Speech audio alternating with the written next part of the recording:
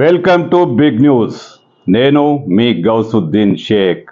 ఉన్నదే రాస్తా, చూసిందే చెప్తా.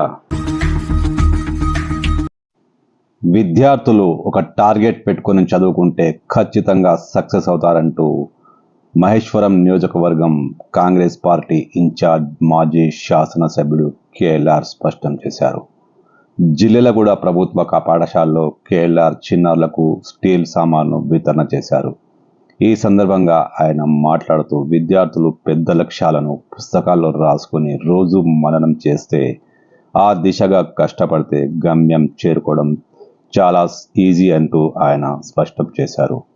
మీర్పేట్ కార్పొరేషన్ జిల్లెలగూడ ప్రభుత్వ పాఠశాలలో విద్యార్థులకు ప్లేటు, గ్లాసు, స్పూన్ సహా ఇతర స్టీల్ వస్తువులను కేఎల్ఆర్ అందజేశారు. దళిత సంక్షేమ సమితి ఆధ్వర్యంలో జరిగిన ఈ కార్యక్రమానికి ముఖ్య అతిథిగా కిచ్చెన్న హాజరయ్యారు.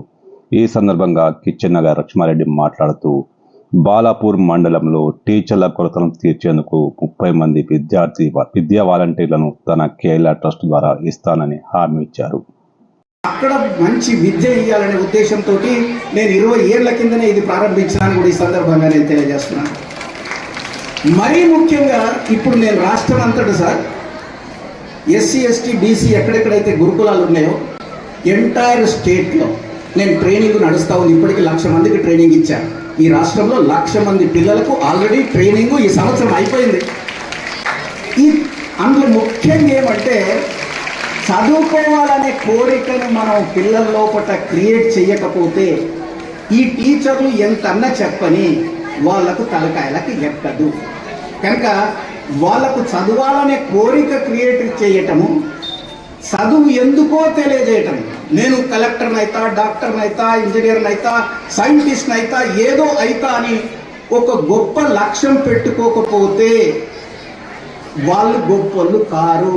కనుక మేము ప్రతి స్కూల్లోకి వెళ్ళి ప్రతి విద్యార్థిని బుక్లో నువ్వేమైతావో రాయి, అది గొప్పదై ఉండాలి, మామూలుగా ఉండొద్దు.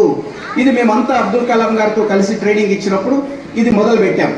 నువ్వు చిన్న లక్ష్యం పెద్ద నేరము అని కాన్సెప్ట్ బిల్డ్ చేశాం. కనుక నువ్వు గొప్ప లక్ష్యాన్ని రాసుకో. రాత్రి పొద్దున లేచినప్పుడు పడుకునే ముందు 2 సార్లు చూడు. 21 రోజులు నువ్వు చూస్తే నీ అంతరాత్మ దాన్ని పట్టుకుంటుంది. కనుక అప్పుడు నిన్ను ఇప్పుడు టీచర్ బెదిరిస్తేనో, అమ్మ బెదిరిస్తేనో, అన్న బెదిరిస్తూనే చదువుతున్నారు. కానీ అప్పుడు నీ అంతరాత్మ నువ్వు చదువు అని నీ ఆత్మని ఎంబడి పడితే ఆ గోల్ వైపుకు నువ్వు పరుగు తీస్తావు, నువ్వు గొప్పోడవై తీరుతావు, నువ్వు గొప్ప అమ్మాయివై తీరుతావు అనేది మేమంతా రాష్ట్రం అంతా ట్రైనింగ్ ఇస్తున్నాం. ఈ వీక్లో ఇక్కడ కూడా ఈ పిల్లలకు ట్రైనింగ్ ఇవ్వడానికి మా సంస్థ వస్తుందని కూడా ఈ సందర్భంగా తెలియజేస్తాం.